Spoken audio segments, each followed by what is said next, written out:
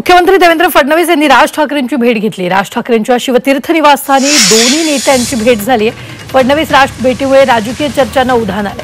पालिका निवडणुकीच्या पार्श्वभूमीवर भेटीला महत्त्व प्राप्त झालेले आहे, कारण फडणवीस मुख्यमंत्री झाल्यानंतरची ही पहिली महत्त्वाची भेट आहे। तर मुंबई महापालिकेत भाजप मनसे युती होणार का याकडेच आता सगळ्यांचं लक्ष लागलेलं आहे।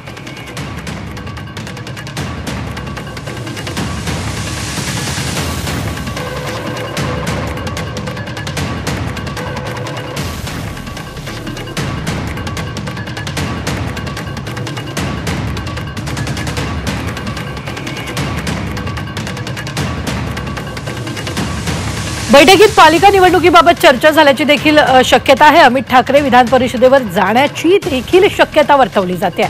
दरम्यान या भेटीनंतर राजकीय चर्चांना उधाण आलेले।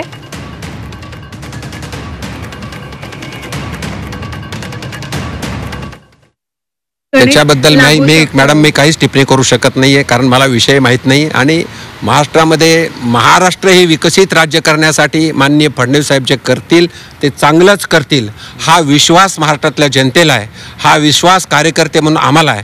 आणि म्हणूनच आता हे 5 वर्ष ही महाराष्ट्रासाठी आलेली सुवर्ण संधी आहे। एक स्टेबल सरकार आहे आणि माननीय फडणवीस साहेब यांना चांगला अनुभव आहे।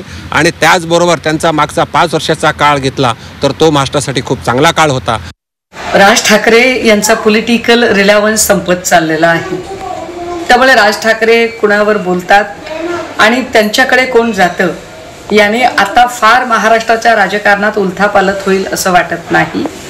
महाराष्ट्रातली जनताच काय, मनसेच्या पदाधिकाऱ्यांना सुद्धा आता ही गोष्ट यूज टू झालेली आहे की राज ठाकरे एरवी भाजपच्या प्रचंड विरोधात आक्रमक भूमिका घेतात, पण जेव्हा कधी निवडणुका जवळ येतात त्यांच्या भूमिका आपोआप प्रो बीजेपी होतात।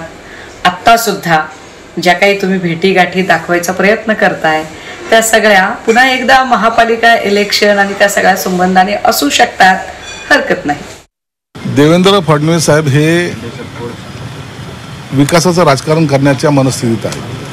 प्रत्येकाला बरोबर घेऊन आपण राजकारण केलं पाहिजे हा त्यांचा मनोदय आहे। आणि त्यासाठी कोणीही असलं तर त्याच्याशी चर्चा साधण्याचा किंवा संवाद साधण्याचा त्यांचा प्रयत्न आहे। म्हणून आज राजसाहेबांशी जी चर्चा झालेली आहे ती त्या कारणास्तव झाली की तुमचा काही ॲक्शन प्लॅन असेल, तुम्हाला या महाराष्ट्राच्या हितासाठी काही करायची जर तुमच्या कल्पना असतील त्या संदर्भात मला वाटतं त्या चर्चा झाल्या असं।